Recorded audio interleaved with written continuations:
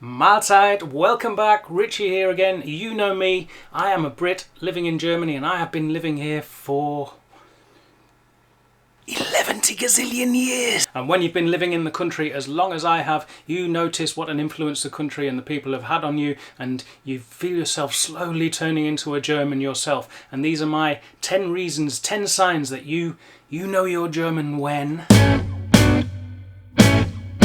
This video is actually based on an older video that I did. I actually did this original video a few months ago in German. Was meinst du jetzt mit based on, basiert auf? Yeah, it's like that older video I did, but an English version. Like the video? Ist ja genau das Gleiche. Du bist hier nur am Content recyceln. Anyway, as I was saying before I was rudely interrupted, it's based on a video I originally did in German. You can see that video if you click on the link here now. So let's get straight into my top 10 list then. At number 1, you know you're German when you no longer speak your native language. In my case, that is of course English. I was born and raised in the north of England, but I've been living in Germany for... Yeah, you know. And nowadays I very, very rarely speak my own language, apart from maybe to do these videos. At home I speak German all the time. I do translate from German into English all the time for my work, so I'm writing English all the time. I listen to English radio quite a lot, but actually speaking the language, I hardly ever do it, apart from when I call home to speak to my family. And I have to say, sometimes I really have to think and make the switch. It takes a long time to kind of tune in. Certainly when I'm doing these videos, I have to do some sort of planning. I have to sit down and think, right, don't say that in German, whatever you do. And of course, the odd mistake slips in there and I start speaking in 2 languages. Simplifying, talking about the Fach or the Spezialistgebiet. It's very difficult to speak just one language. Luckily, my wife speaks the same 3 languages that I do. We speak English, German, and Spanish, and the main language that we speak at home is actually German, but it doesn't matter if we switch between languages because we know we're going to understand. So concentrating on speaking just one language, even though it is my native tongue, speaking English with my family is sometimes difficult to tune in and get the feel of things and just stick to that one language. Moving on then to my next point, number 5. You know you're German when you prefer drinking German beer. And this is definitely something that has happened to me over the years. I have come to prefer drinking German beer. Now, don't get me wrong, I am a big fan of English, traditional English ales. When I'm in the UK, I will always drink a bitter or an ale, a pale ale or whatever. And I think the country has a fantastic variety of beers that are strictly speaking the one sort. There's much more variety in English beers. If you just say they're ales, the differences in colours, the creaminess, the different tastes. But I find that's something I very much associate with being in England. It has a lot more to do with the atmosphere. Every now and again I treat myself to a bottle of an English beer over here from a specialist shop that sells lots of international beers, but it's not the same. It's not exactly the same. So it's something to do with the atmosphere, and I'm very much used to drinking German Pils over here. And if you want to, and apparently I've got so used to it, I used to say that there wasn't that much variety in Pils. You drink one Pils and you've drunk them all. And that's certainly not the case, as you can see if you click on this link and watch this video, you can see me tasting various German Pilsner beers from this area, from the Ruhr area. I can apparently also tell them apart.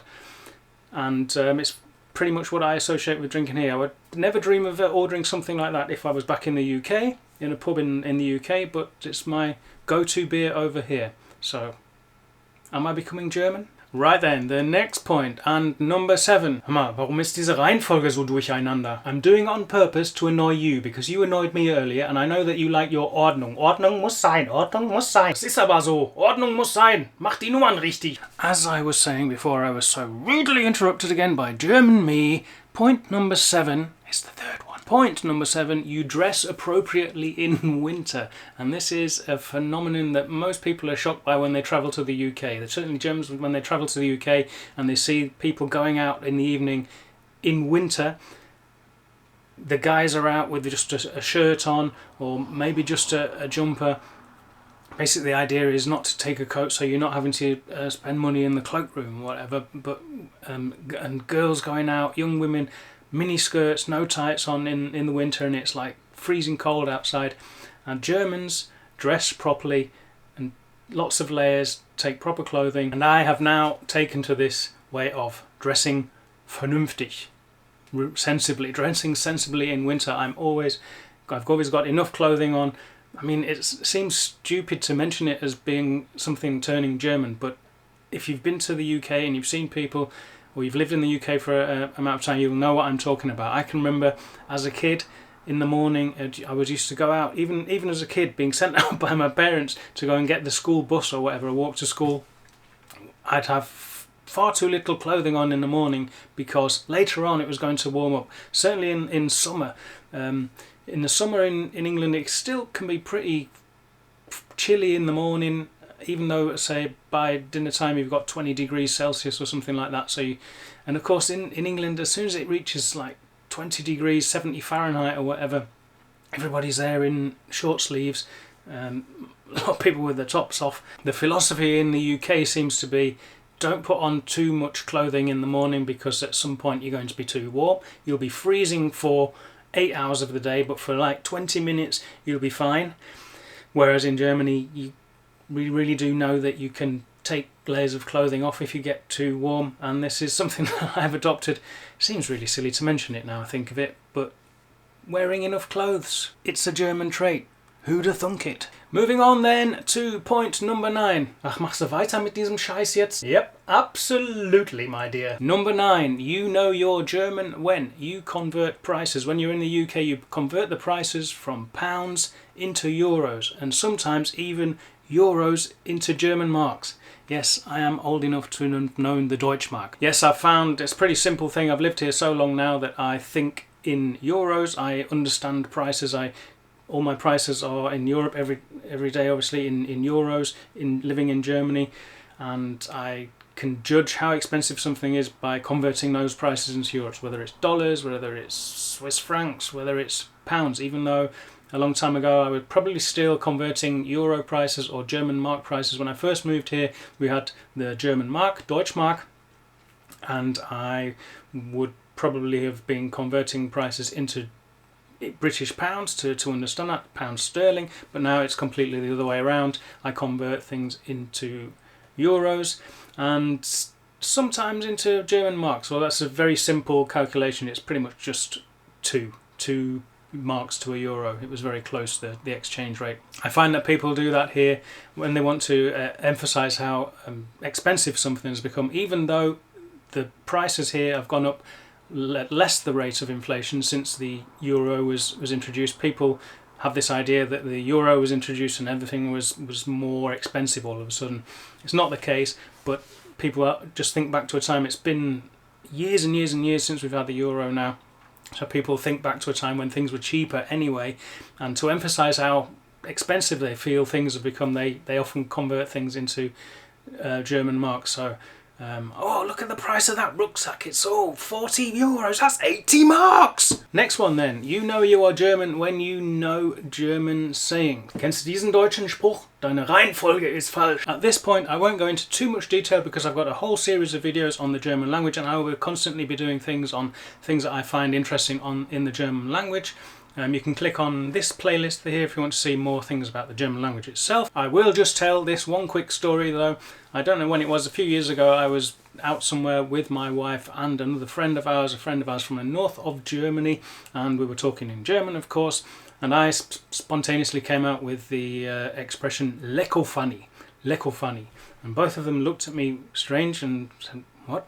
I kind of understand what I meant because it was just this exclamation, this expression of surprise, and they said, "Don't you mean lecko mio?" We know lecko mio. For those of you who don't know German, lecko mio is kind of a play on words. It's meant to sound like Italian, like o solo mio, but it's a play on words based on the German exclamation "leck mich am allerwertesten." But I had obviously picked up a more regional variation of this. It's very common in the Ruhr Valley area where I live to say "lecko funny," or certainly it was in Bochum. My wife is from Dortmund, and she'd never heard of the Lecko funny. So you know you're German when you know German sayings that not even Germans know. Moving swiftly on. Number 8. You know you're German when you follow German football closer than you do English football. People who know the channel will know that a while back I used to do regular football videos, and I'm a very big football fan. My team here in Germany is VfL Bochum. I follow them quite closely. Currently have a season ticket there. But of course I did grow up in the UK following football there as well. But I find now that I follow, not probably just by default, by actually living here in the country and being able to go to the games regularly, I follow German football a lot closer. I'm really out of touch when it comes to the English Premier League, and in fact my team's in the Championship, those are the second tier. I'm certainly more in touch with VfL Bochum than I am with Sheffield Wednesday, and I sometimes ask myself what would happen if the teams played in a competitive match against each other. I'm not even that sure I'd know who I'd support, but as it's going to take quite a few years before both are in the Champions League and playing against each other, I think we'll never see this test. I also have to say at this point that when Germany play England in international football, the matter is still pretty clear, and maybe I'm not as German as I think I am. Ja, du bist eindeutig Engländer. Ich habe gesehen, wie du abgehst. Und wir schlagen euch immer.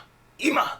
Beim Elfmeterschießen. Next one then. Number 3. We're up to number 3 now. Hörst du endlich damit auf? Number 3. You know you're German when you know Dinner for One. Wie Dinner for One? Das ist doch ein englisches Theaterstück. No, my dear. Well, it might be an English play originally, and it's all in English, but that production is not an English TV production. Natürlich ist das eine englische Produktion, du Volltrottel. Habe ich 1000-mal gesehen. No, it's not. You wait till New Year's Eve, when you, like all the rest of Germany, is watching Dinner for One over and over again, flicking from one regional channel to the next so you can watch it again and then again and again. You wait to the end and you will see it's a production of NDR, the Northern Regional Television Station. It is of course in English and the actors are English, but it is something that was produced here and English people don't know about it. It's something that Germans always expect English people to know, and they make jokes about the same procedure as every year, and in England nobody's ever heard of it. So yes, ironically, knowing this very famous English play is a very, very German trait. And of course, having lived here and celebrated New Year's Eve here so many times, I'm very familiar with Dinner for One. Number 6. You know you're German when you swear in German.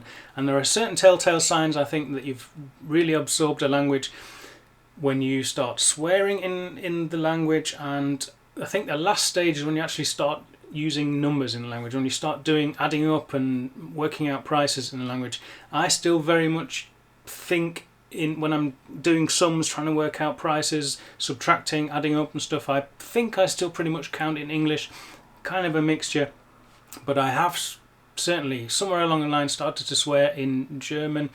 Yes, the odd English swear word when I'm really getting worked up, the odd swear word does slip out in English. But there's also something really, really satisfying about swearing in German. What's more therapeutic when you're getting wound up than shouting, "Meine Fresse, leck mich am Arsch!" Number 4, the sure sign you know you're German when you pronounce English words with a German accent. Now obviously I'm not talking about when I'm speaking English, I'm not speaking with a German accent now, but when you're speaking German and the certain English terms that are used in the German language, there is a tendency, most native speakers of English, even though they speak good German, I find that they speak the Anglicismen, as they're called, they pronounce them with an English accent and it actually sounds wrong. So stuff like Handy, even though it's not a proper English word, it's supposed to sound English, but if you wouldn't say handy. Also, the Germans use the phrase "just for fun." If I was speaking English, I just did that just for fun. But if you put it in a German sentence, "Ich habe das just for fun gemacht," just for fun. This really exaggerated German accent, it kind of makes more sense. What else have we got? Laptop. I'd never say laptop. Other things like countdown, chat, dribblings, derby, t-shirt. It sounds weird in an English video, but it makes your German more authentic and it's just natural for me now. The final one then, Number 10. Ach, jetzt sind wir bei 10 angekommen. Nummer 10 ist tatsächlich die Nummer 10. Yeah, you see?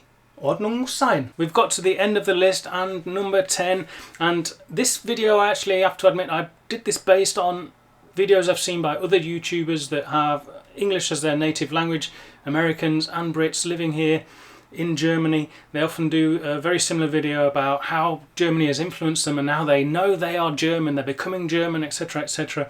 And I knew that there was one thing that set me apart from the rest, and this is the point that really, for me, sets me apart from all the other YouTubers, makes me different, and really allows me to make the claim that you know your German when. Because for me, you only really know your German when you record all your YouTube videos in German and not in English. Haha, jetzt hast du dich aber voll blamiert, du dummer Engländer. Yeah, as I say, when I first did this video, I did a version of this video, I was doing all my videos in German, and okay, point 10 doesn't really work, but it makes my channel more universally accessible in the international language, and I hope you enjoyed the video nonetheless. If you do want to see the original version of this video that I did in German a few months ago, there's a link down in the description. If you want to hear what I sound like when I'm speaking German, fully German and video, also have a look around the channel because there's lots of different videos about Germany and in German and in English. If you did enjoy the video, please do like and subscribe. I would love to have you on board, and if you want to support the channel further, you can go over to Patreon and sign up there for the monthly Q&A.